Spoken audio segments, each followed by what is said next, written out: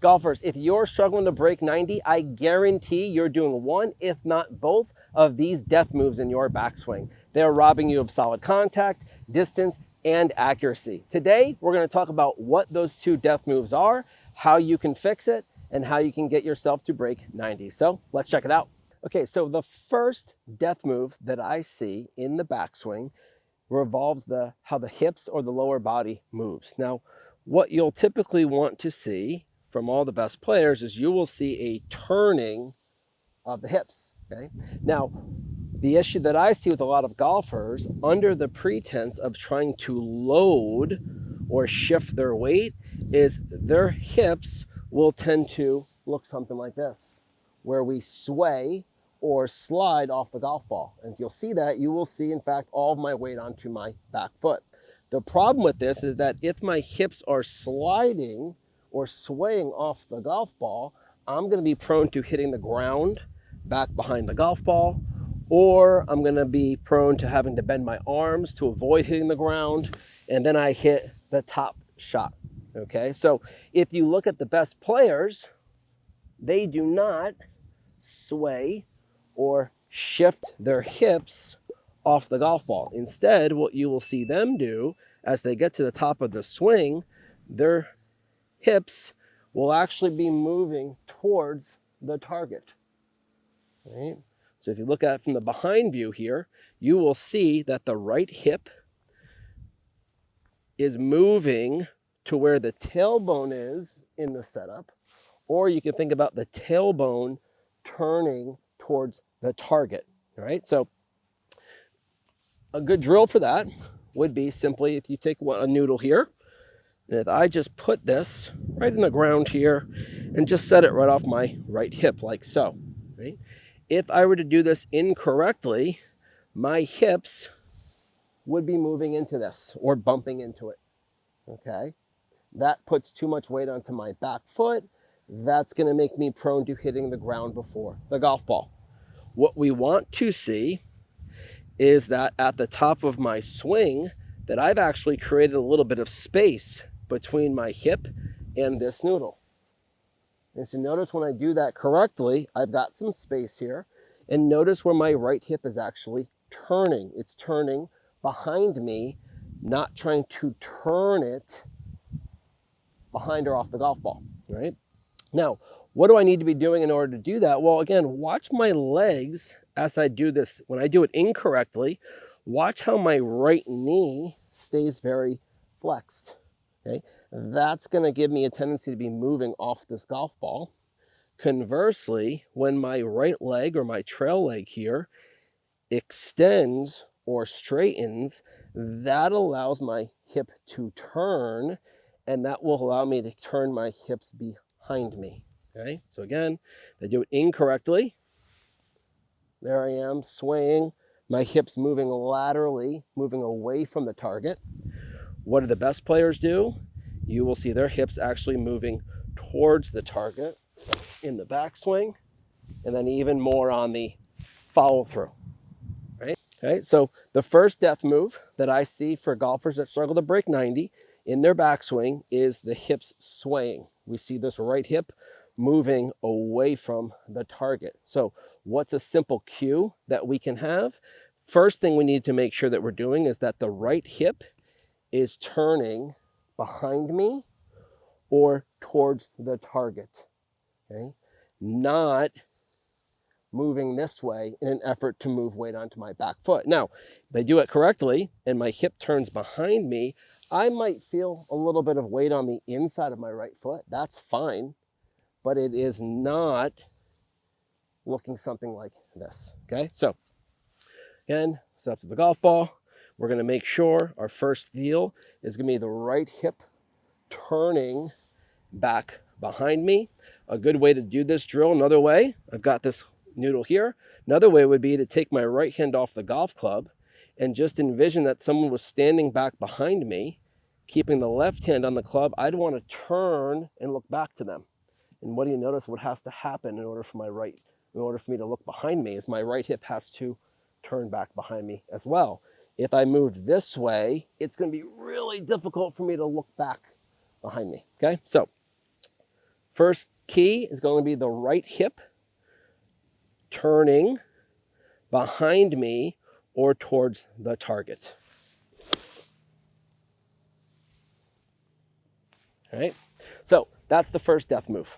Okay, so the second death move that I see comes from the golfer trying to really feel like they turn a lot on the backswing. And what I'll happen to see with that is that the lead shoulder, my left shoulder here, will tend to move to level to the ground and again away from the target. So look where my lead shoulder is now. It's well behind the golf ball, and it's also very level. My shoulders have turned very flat. Again, same issues with this backswing. I'm going to be prone to hitting the ground behind the golf ball, and then I'm also going to be prone to hitting it thin as well too.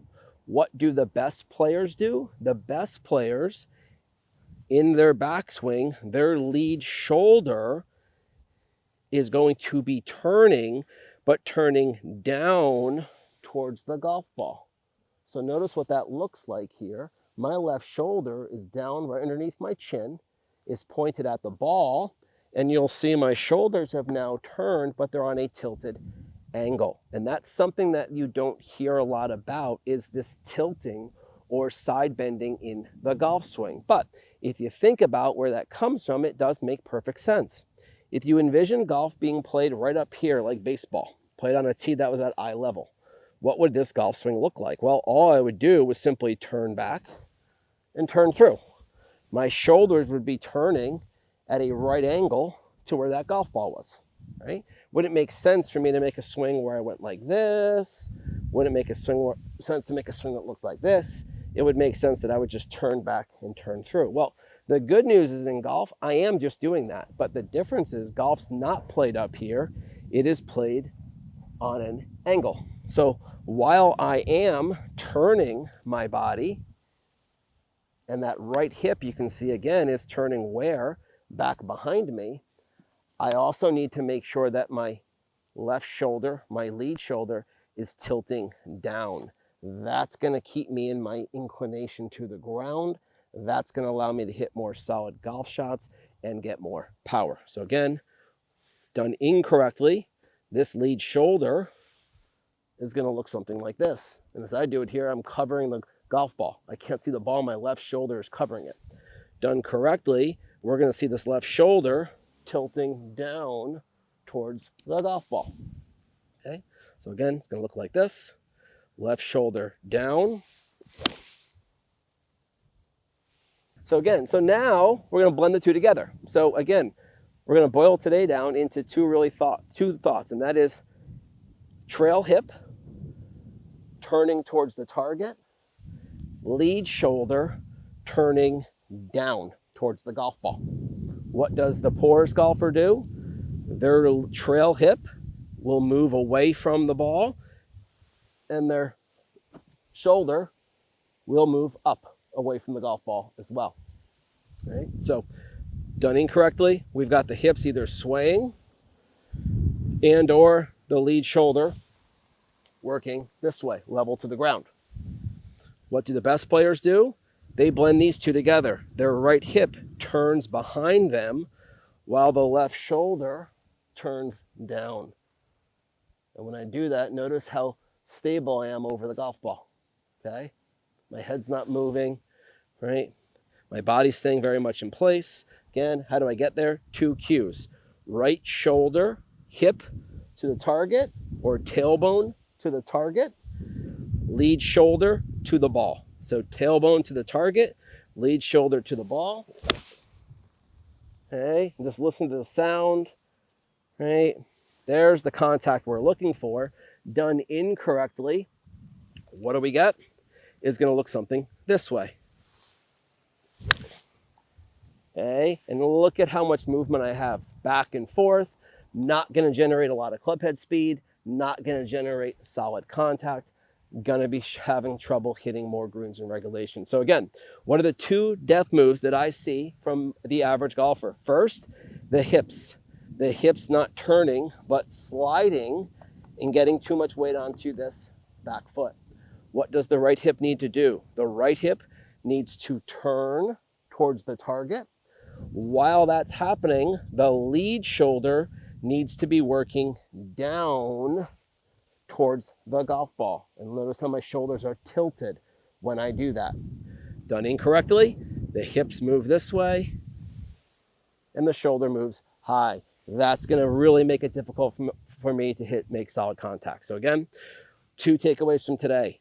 On our backswing, we're going to feel the right hip turning towards the target, turning behind me, and we're going to feel the lead shoulder turning down towards the golf ball. Thank you everybody for watching this video. I hope you found it helpful. If you have not already done so, please be sure to like this video. And also, if you're not already, please make sure to subscribe to the channel. That will help me to continue to put out content for you all. If you would like to work with me, you may do so in person at Holly Ridge Golf Club on Cape Cod, Massachusetts, or we can also do so online using the Skillest app, and you'll see links to both of those in the description below. If there was anything you would like to see in future videos, please make sure to mention it in the comments. As always, thank you for joining me, and look forward to seeing you again next time.